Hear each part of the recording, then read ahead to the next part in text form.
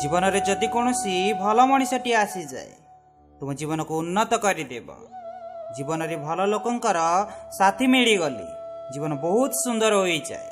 जदि जीवन में खराब व्यक्ति आसी जाए तो भूल व्यक्ति आसी जाए जीवन दुख और समस्या भरी जाए। जीवन में जदि सब बेले खुशी रहा चाहूच यही 10 प्रकार लोकों ठारू सबु बेले दूर रहंतु। सबुठारु प्रथमे जे कथा कथारे मिछ कहे एपरि तो अल्प बहुत मिछ समस्ते कही थांती एवं जहार मिछ पाई आपनक जीवन में बारंबार दुख आसी थाए। आपनक हृदय भांगी जाए एपरि मनीष ठारू आपण सर्वदा दूर रहंतु। द्वितीय रे जे आपनक केबे धोखा देई अछि लोक कही थांती जदि किए धोखा देई परे भूल मागी थाए कोन आमे ता सहित संपर्क रखिबा नाही ना क्षमा करिबा नाही।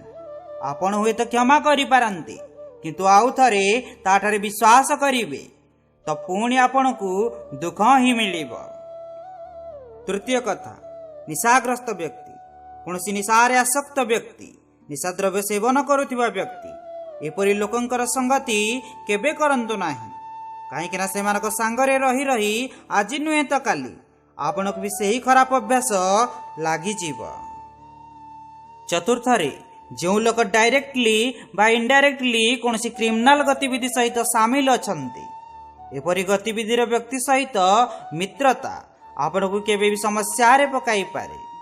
एवं पंचम रे स्वार्थी व्यक्ति एपरी तो जे के निज बाबद चिंता करि थांती जो लोक आपण को बारंबार यूज करि थांती आपण ठारू केवल निजर काम बाहर करने को संपर्क रखि थांती एपरी लोक साथी केबे भी साथी हुअंतु नाही। कहीं ना यही लोक आपण को सब बेले क्षति पहुंचाई थांती।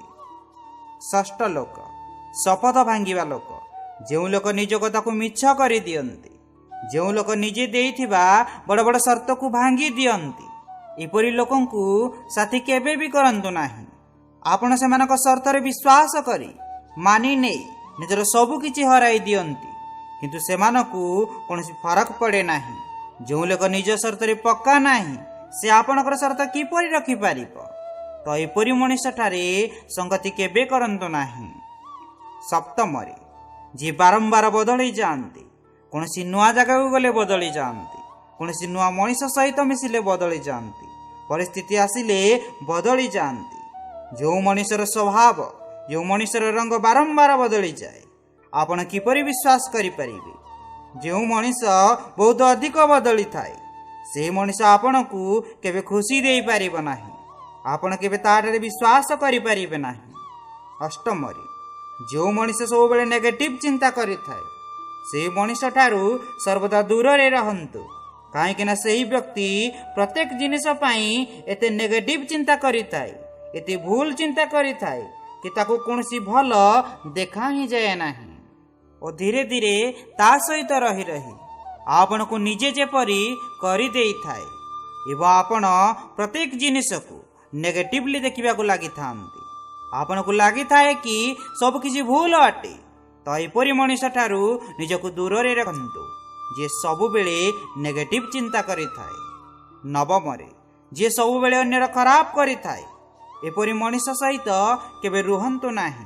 जो मनीष आपनक ठारे अन्यर खराब चर्चा करि थाए ओ नितांत अन्य ठारे आपनकर खराब चर्चा करिवो जहाको सबु बेले खराब देखा जाए ताकू आपनक ठारे भी खराब देखा जीवो ता सहित रहु रहु आपण को भी सब खराब ही देखा जीवाकू लागिबो तो एपरी मनीष ठारू सब बेले दूर रे रहंतु।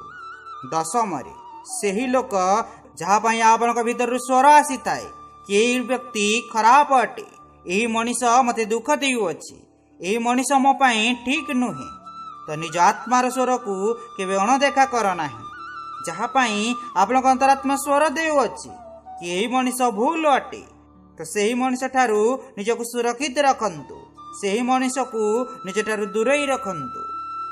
जदि आपण एपरी लोकटार निजको दूर रखिबे तो आपण निज जीवन रे भल शक्ति को भल लोकं को आकर्षित करि परिबे और जीवन रे आपण को भल मित्र ही मिलिबे।